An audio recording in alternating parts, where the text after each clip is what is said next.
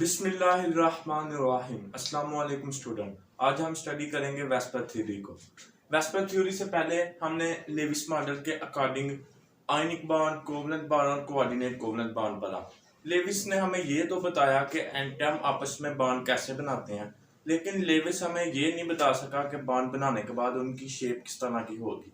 तो इसलिए Lewis fails to explain the shape and geometry of molecule, यानी कि एटम जब बॉन्ड बना देते हैं तो उसके बाद उनकी शेप किस तरह की बनती है ये बताने में वो फेल हुआ था।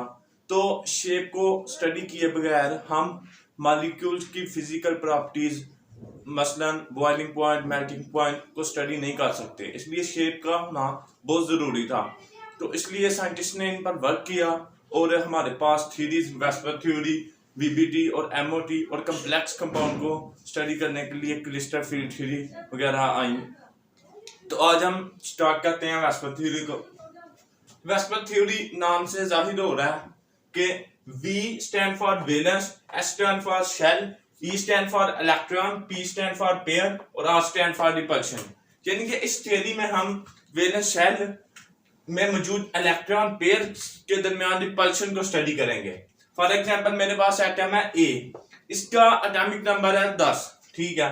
तो इसमें हम जो पहले शेल में इसके 2 इलेक्ट्रॉन हैं उनकी रिपल्शन को स्टडी नहीं करेंगे। हम जो इसके वैलेंस शेल है, जो इसका दूसरा शेल है वैलेंस शेल, यानी कि दूसरे शेल में मौजूद जो इलेक्ट्रॉन पेयर हैं इनके दरमियान रिपल्शन को स्टडी करेंगे। तो आगे इसका इंट्रोडक्शन है।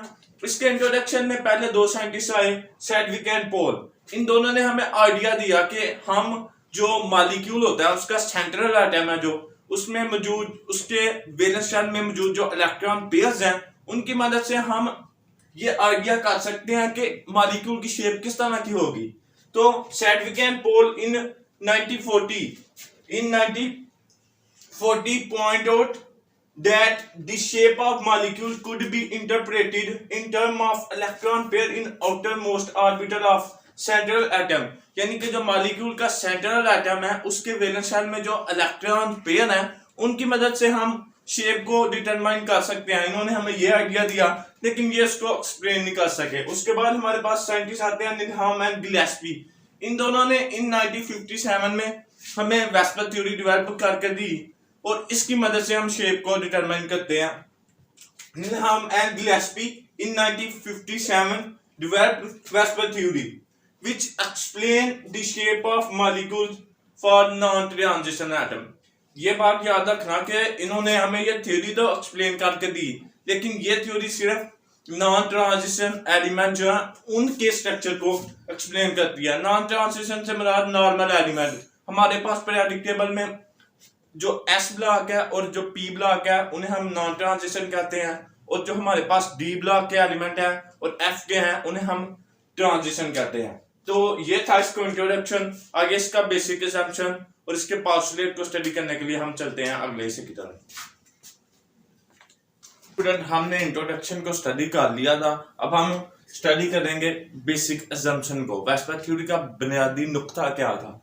तो बुनियादी नुक्ता बताने से पहले आपने ये बात याद रखनी है, मैं जब भी इलेक्ट्रॉन्स पेयर कहूंगा वैलेंस शेल के सेंट्रल एटम के इलेक्ट्रॉन पेयर का लफ्ज इस्तेमाल करूंगा, मेरी मुराद इससे मुराद बॉन्ड पेयर भी होगा और लॉन पेयर भी होगा। ये बात आपने याद रखनी है। तो चलिए, the valence electron pair both are lone pair and bond pair are arrange around the central atom.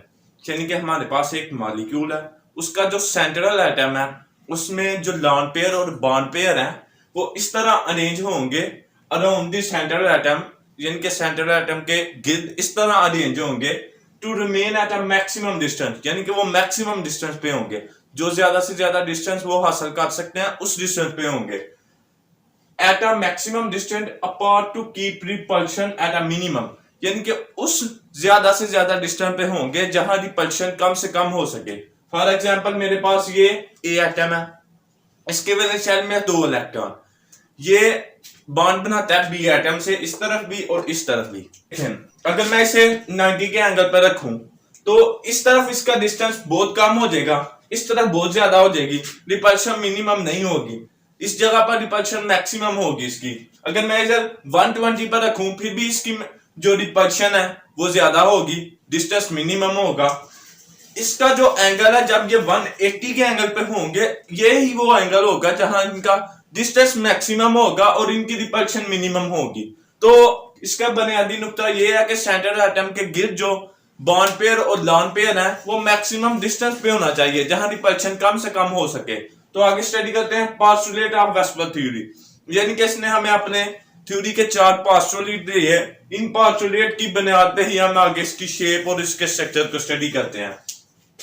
First postulate है both the lone pair as well bond pair, यानी कि वही इलेक्ट्रॉन पेयर से मुराद लॉन पेयर भी और bond pair भी, यानी कि both the lone pair as well bond pair participate in determine the geometry of molecules, यानी कि जब हमने बॉन्डिंग को स्टडी किया तब तो हम लॉन पेयर को देखते भी नहीं थे, लेकिन जब हमने ज्योमेट्री को स्टडी करना है हमने लॉन पेयर को भी स्टडी करना है बॉन्ड पेयर के साथ। तो ये देखें, ये मेरे पास एक एटम है ए, उसके वैलेंस शेल में है 4 इलेक्ट्रॉन। वो इस तरफ बी से बॉन्ड बनाएगा, इस तरफ भी बी से बॉन्ड बनाएगा, लेकिन उसका एक लॉन पेयर जो ऊपर होगा तो वो इन्हें बेंड कर देगा नीचे। क्यों? क्योंकि जो लॉन पेयर है वो एक न्यूक्लियस से अट्रैक्ट कर रहा है, ठीक है। तो जो बॉन्ड पेयर है वो 2 न्यूक्लियस अट्रैक्ट कर रहे हैं, इसलिए इनकी जो स्ट्रेंथ होगी वो नीचे की तरफ बेंड हो जाएगी और ये एक न्यूक्लियस खींचने की वजह से ये फैल जाएगा और ये नीचे बेंड हो जाएंगे। इसलिए इनके दरमियान जब इधर हमने स्टडी किया तो इसके दरमियान 180 का एंगल था, क्योंकि इस केस में ऊपर लॉन पेयर नहीं थे, इधर ऊपर लॉन पेयर आने से लेस देन 120 हो जाएगा, यानी कि एंगल में कितना फर्क आ गया ये आप देख लें।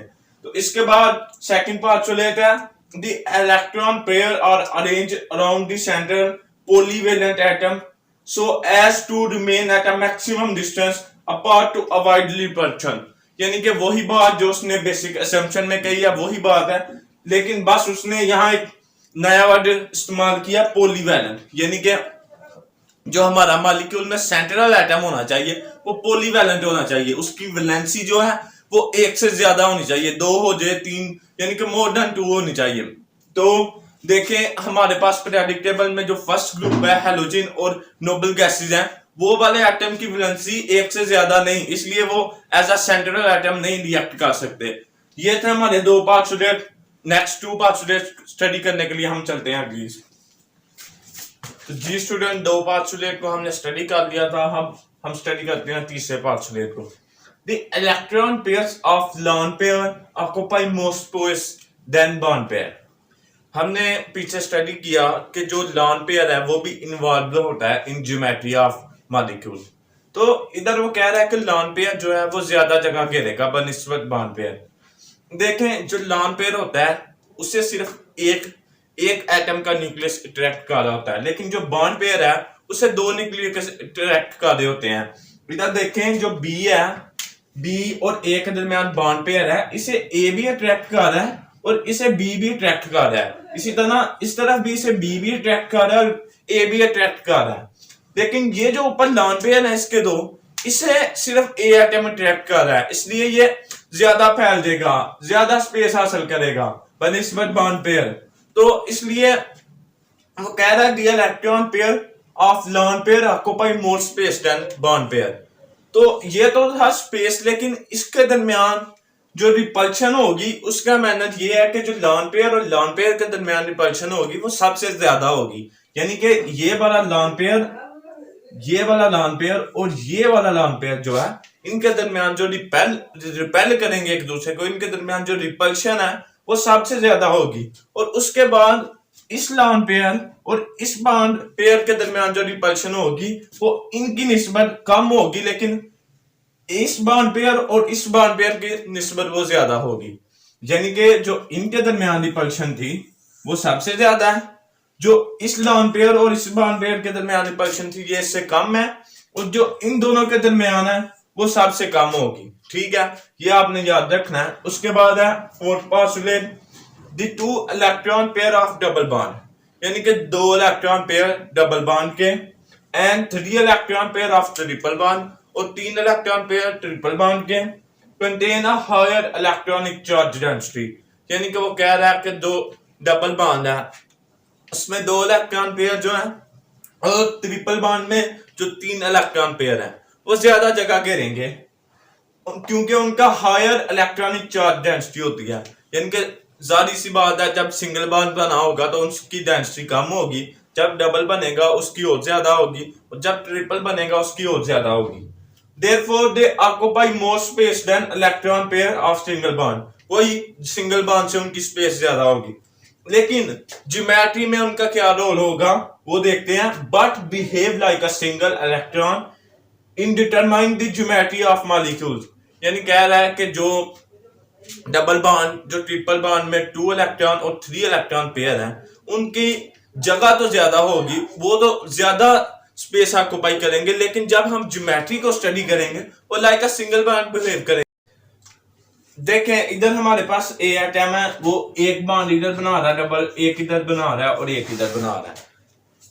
डबल बॉन्ड होने की वजह से वो ज्यादा जगह घेरेंगे, लेकिन उनका behave like a single bond ही होगा। यानी कि determine the geometry of molecule, वो लाइक अ सिंगल बॉन्ड ही बिहेव करेंगे, क्योंकि जिस तरह सिंगल बॉन्ड में 2 न्यूक्लियस अट्रैक्ट करते हैं बॉन्ड को, इसी तरह वो इधर भी अट्रैक्ट करेंगे। इसलिए ज्योमेट्री जिस तरह सिंगल बॉन्ड हो उसी तरह इधर होगी। फॉर एग्जांपल मैं अगर इनके दरमियान सिंगल बॉन्ड कर दूं, ये मैंने सिंगल बॉन्ड कर दिया,